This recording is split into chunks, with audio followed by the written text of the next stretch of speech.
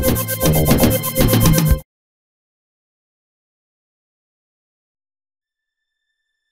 70 millions de soldats, plus de 20 millions de blessés, 10 millions de morts et la chute de 4 empires, russes, austro-hongrois, allemands et ottomans, la Grande Guerre a été la première guerre totale du XXe siècle.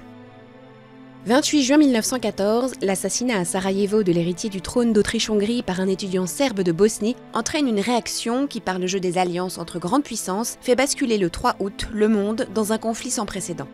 Le 22 août est le jour le plus meurtrier pour la France, qui perd 27 000 hommes lors de la bataille des frontières. D'abord bousculée par l'offensive allemande, la France et la Grande-Bretagne contre-attaquent début septembre lors de la bataille de la Marne. Le front occidental se fige ensuite pour 3 ans sur une ligne allant de la Suisse à la mer du Nord, malgré d'innombrables offensives, comme à Verdun ou dans la Somme. Face au blocage du front de l'Ouest, Churchill lance en 1915 une expédition des Alliés contre l'Empire ottoman dans le détroit des Dardanelles pour établir une jonction avec la Russie.